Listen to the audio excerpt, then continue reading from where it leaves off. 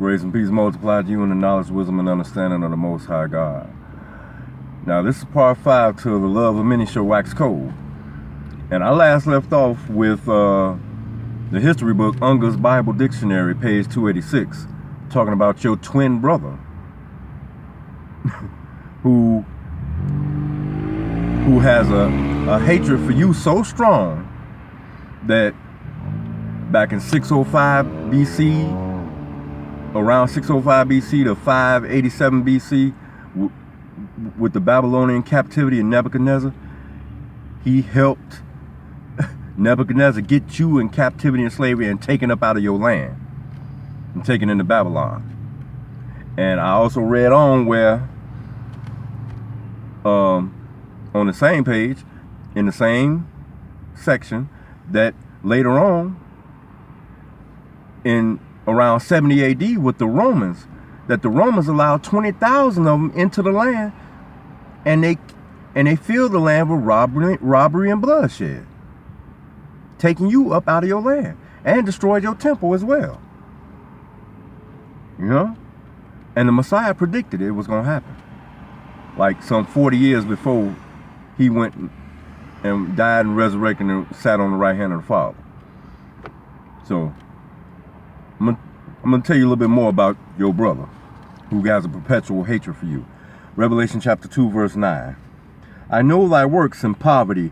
I know thy works in tribulation and poverty, but thou art rich. Whoa. How you rich and you in poverty? You rich in understanding of the Messiah's instructions. But as a people, we poor. As a nation, we poor. We on the bottom of society. And basically all over the world. Because we under the curses. But let me read on. And I know the blasphemy of them which say they are Jews and are not. Hold, wait a minute. The Messiah said he know the blasphemy of them which say they Jews and they not. Who call themselves Jews today? Those over there fighting the Palestinians, fighting the Arabs in Jerusalem. The same ones, which is your twin brother, which got you taken up out of your land and put in captivity and slavery all over the world, time after time after time. It's in red in my book. So you know the Messiah is saying this personally himself, not speaking by the mouth of one of the prophets. Now, over to the next chapter, Revelation chapter 3. A little bit more about your brother. Revelation chapter 3, verse 9. Behold, I will make them of the synagogue of Satan, which say they are Jews and are not, but do lie. Behold, I will make them to come and worship before thy feet, and to know that I have loved thee. That's a cold statement there.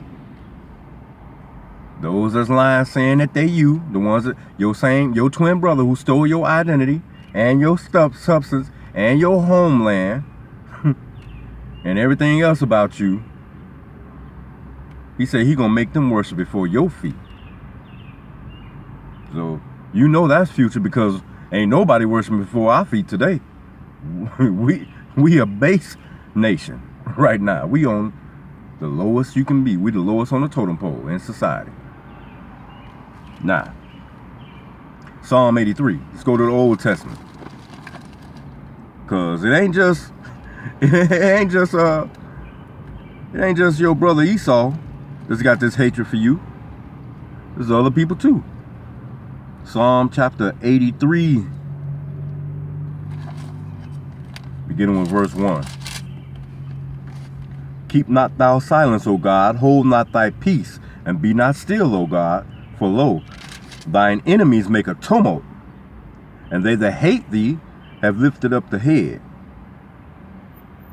The Lord's enemies, they hate the Lord. That's why he called them the synagogue of Satan. Because people talking about, oh, the Lord love everybody. Do he love Satan? No, he don't. And the scripture tell you, Jacob have I loved, but Esau have I hated. Which is another example of who's chosen. And when they gonna worship before our feet, we're not gonna be no evil taskmasters with full of hatred and racism and rage like they are in other nations, we gonna rule in righteousness. So remember that. So all my Hebrew brothers getting puffed up in the head, talking down on other nations, better calm that down, because that ain't how it's gonna be. So you teaching contrary, and the Messiah is watching. He don't want you to put nobody down. That's why he tell you to humble yourself. Now, verse 3. They have taken crafty counsel against thy people and consulted against thy hidden ones. Whoa! They have consulted against the Lord's hidden ones? Who hidden? You! Ain't we under the curses? Don't the book of Isaiah say they are snared in holes and hid in prison houses? Ain't that where we hidden? We also hidden in society as well. And a lot of us do things to hide ourselves in society. Verse 4. They have said, come and let us cut them off from being a nation. Man. That the name of Israel may be no more in remembrance. See, the Lord called the end from the beginning. In Deuteronomy chapter 32, verse 26, he tell you, I will scatter them into corners. I will make the remembrance of them to cease from among men. Because you would not obey me. You know what I'm saying? Verse 5, for they have consulted together with one consent. They are confederate against thee.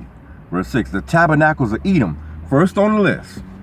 Edom, Esau, Idumea, Bozrah, Teman, Seir. You know what I'm saying? The ones that call themselves Jews. The ones that call themselves you. Who won this line out here claiming to be the chosen of God, when it's really you. And who else? And the Ishmaelites of Moab. Ishmael. Same one who said that Abraham sacrificed Isaac on the altar and not Ishmael.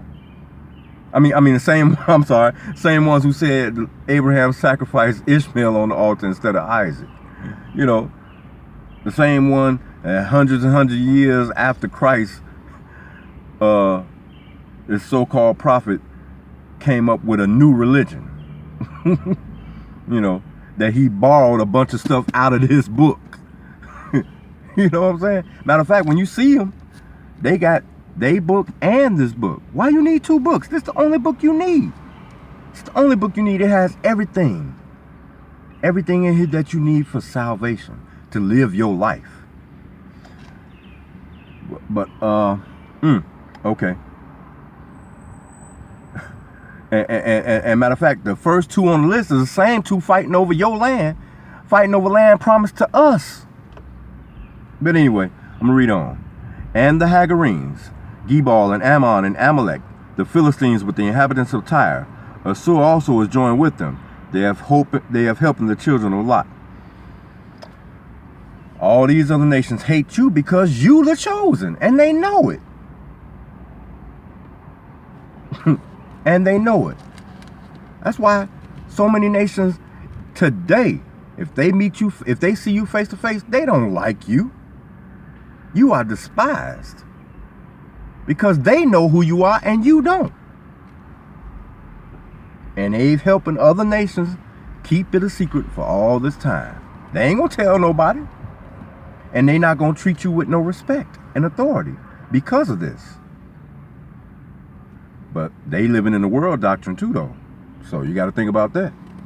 And we follow after everybody in the world doctrine.